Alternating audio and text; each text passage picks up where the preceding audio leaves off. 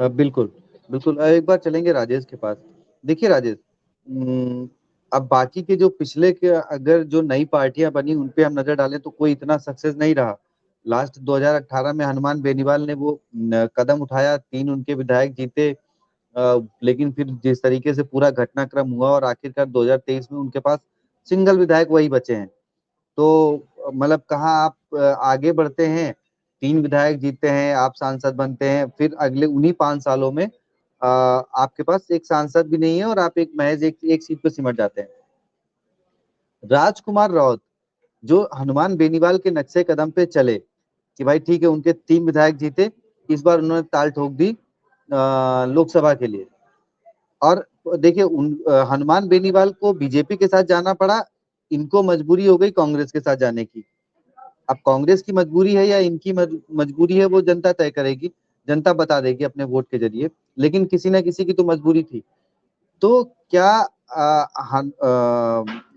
राजकुमार राउत की स्थिति कहीं ऐसी ना हो जाए जो स्थिति हनुमान बेनीवाल की हुई है इन 5 सालों में, 18 से 23 के बीच में? देखिए, आदिवासी जो पार्टी इन्होंने बनाई है, उनका मेन निशाना आदिवासी जो वोटर्स है उन्हीं को साधना है। बाकी दूसरे जो समाज के वोटर्स है उन पर इतना फोकस इनका नहीं है जो आदिवासियों, क्योंकि इनकी जो शुरुआत जो उनकी रही है आदिवासी वोटर्स को ही लुभाने की रही है। जो मेवाड़ वागड़ का इलाका है उसमें बड़ी तादाद में आदिवासी वोटर्स है, चाहे उदयपुर ले लें, चाहे बांसवाड़ा ले लें, डूंगरपुर ले लें, चित्तौड़ ले लें, इधर राजसमंद ले लें, इधर बहुत बड़ी संख्या में आदिवासी वोटर्स आते हैं।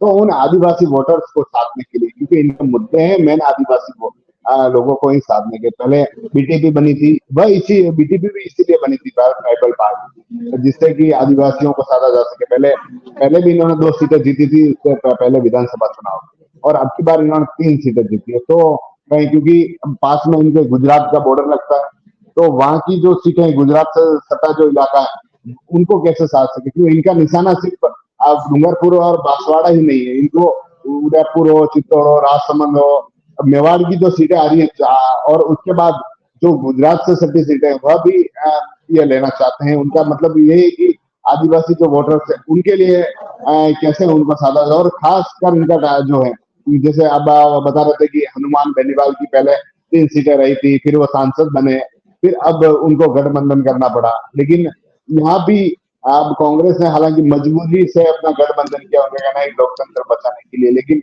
सही वजह देखें तो उस सीट को कांग्रेस भाजपा को जिताना चाहती है। कांग्रेस चाहती है कि वहां से भाजपा नहीं जीत पाए, और जो एक सीट है भाजपा की कम पड़ जाए। जो भाजपा 400 पार की बात करे, उनकी एक सीट इस तरह से कम पड़ जाए।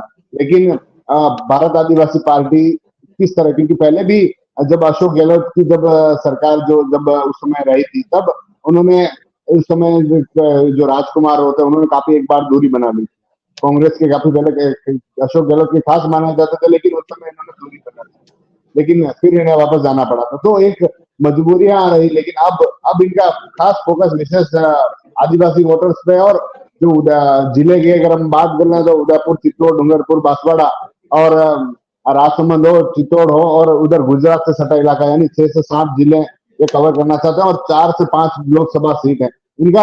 आदिवासी पार्टी का इस पर राजकुमार राउत का विशेष फोकस है इन सीटों पर, कि इन सीटों पर हम कैसे साथ पाए, कैसे हम सीटों पर। विधानसभा चुनाव में भी इन्होंने कई जगह कैंडिडेट उतारा, लेकिन 3 सीटें इन्होंने जीती। और एक कहें तो राजस्थान की एक बड़ी पार्टी के रूप में बनकर उभर के तीसरी बड़ी पार्टी, जिसमें 3 सीटें इन्होंने जीती। तो अब बीजेपी कांग्रेस, हालांकि कांग्रेस के लिए तो इस क्षेत्र में सबसे बड़ी चुनौती रहने वाली है, क्योंकि कांग्रेस उस तरफ से देखें तो एक तरफ गठबंधन की बात करती है, लेकिन उस क्षेत्र में उनके लिए कांग्रेस की तो स्थिति, लेकिन भाजपा के लिए भी इन्होंने चुनौती खड़ी कर दी है, क्योंकि आदिवासी वोटर्स है। आदिवासी वोटर्स को साधने के लिए इनके पास यूथ है, जो युवा है, वो युवाओं को इन्होंने आगे कर रखा है। न कि इनके पास ऐसे कोई वरिष्ठ लोग भी नहीं है, ऐसे कोई पुराने नेता भी नहीं है जिनको आगे कर सके। सारे इनके पास यूथ है, और आज के यूथ को ही साधने में जुटे हुए हैं पूरी।